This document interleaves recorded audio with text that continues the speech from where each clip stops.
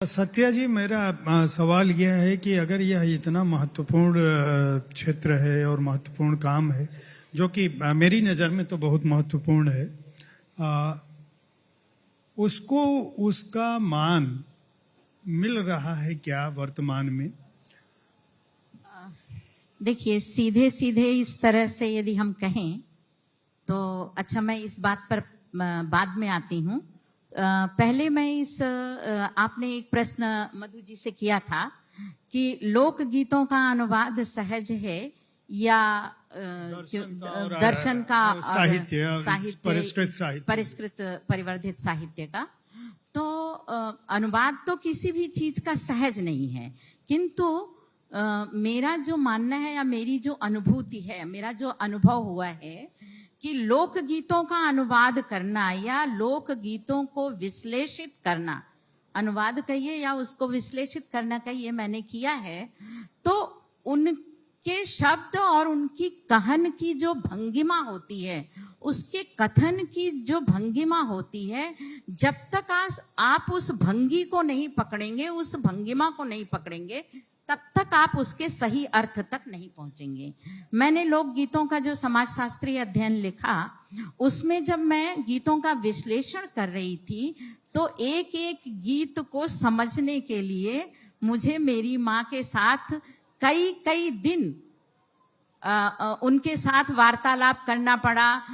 विश्लेषण करना पड़ा, उनके साथ बहस करनी पड़ी कि ये इसको इस तरह से नहीं, ऐसे क्यों हो सकता है।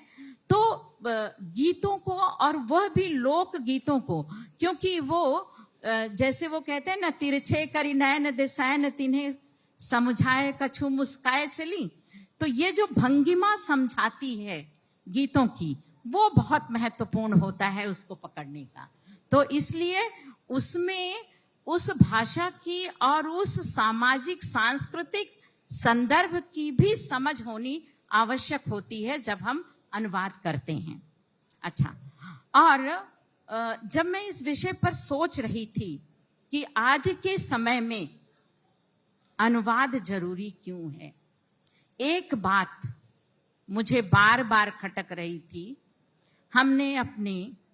स्वतंत्रता की 75वीं जयंती सेलिब्रेट की। मैं सेलिब्रेट बोल रही हूं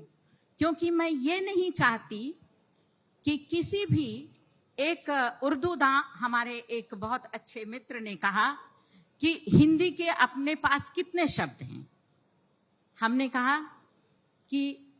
उन्होंने हमको फिर बहुत सारे शब्द गिनाए, ये भी तो हिंदी का है, ये भी हिंदी का है, अरे ये भी उर्दू का है, ये भी उर्दू का है, आप क्यों हिंदी हिंदी करती हैं।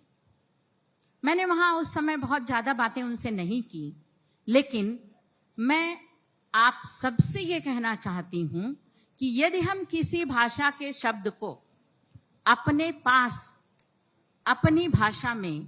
पचा लेते हैं, उसको वैसे ही व्यवहारित करने लगते हैं और हमारी भाषा में वह शब्द रच बस जाता है, पच जाता है, तो बार बार ये कहने की आवश्यकता क्यों होती है।